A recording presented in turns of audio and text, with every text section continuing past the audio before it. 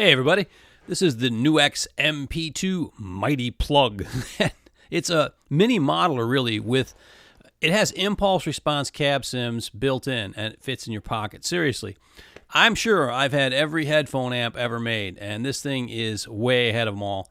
It looks and hooks up like any other headphone amp, but it's really superior to any of them. You just plug it into your guitar or bass and then you can listen with headphones or buds. And as I often do, you can plug it into a recorder like this DP006 and lay down actual tracks. And this thing has a ton of features, so let's dive right in. First up, the Mighty Plug has 7 presets that you edit with the app on any Android or iOS device, phone or tablet.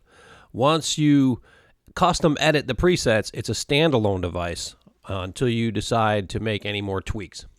All right, so I'm going to be using my Gretsch Jet Club Junior with the P90 in the neck and a Broadtron in the bridge into an Allen & Heath Z10 on the line in clean and into my Mac with Clean Track and Reaper. So let's go to it. All right, and away we go. All right, so I'll open the app and then I'll turn on the Mighty Plug. I just press the button on the side. And the app always sees it really quick, and you know this is just a visual representation of preset 1. So that's a lot of mess, but here's how it starts out. Okay, we'll start from left to right.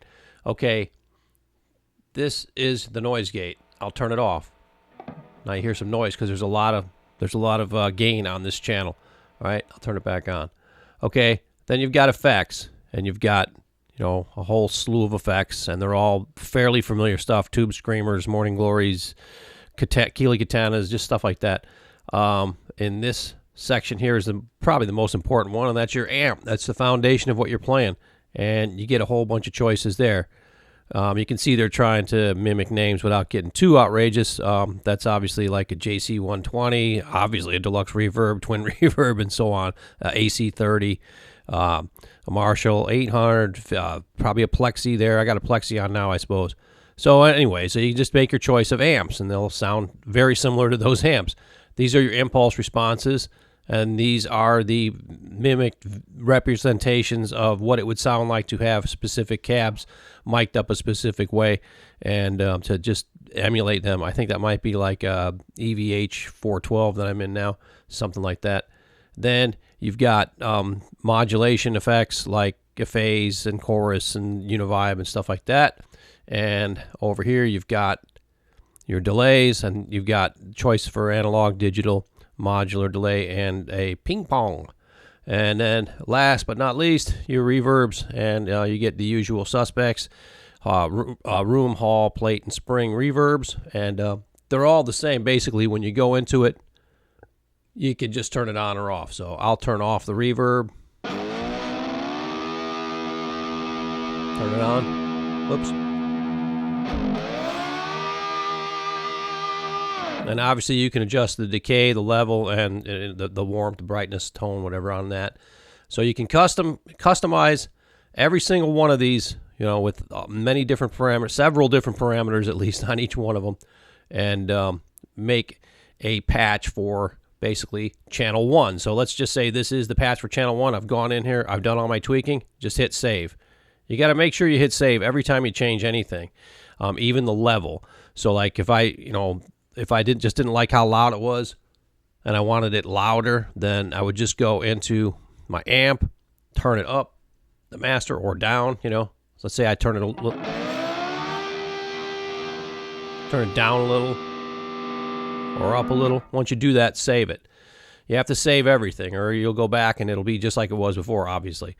Okay, so I'm not going to do every channel. Obviously, that's how you do each channel. We'll just run through one more here, and you can see what it looks like. Okay, so this is channel 2, and it's got a different amp on there. It's got a dual rectifier.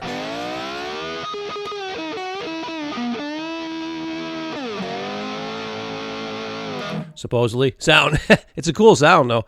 And then the impulse response on that one, I've got the same cabinet, but you can change the cabinet. Like let's go to a Bassman 410. You can definitely hear the difference there. Or let's go to, say, for instance, this is probably just a 412 Marshall.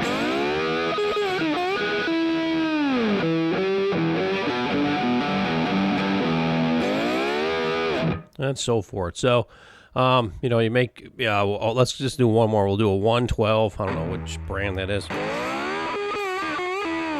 But you can see that it definitely has different responses, different sounds. I happen to, on this one, like that 412. All right, so that's how you adjust all your different stuff. And remember that when you make the changes, to save it.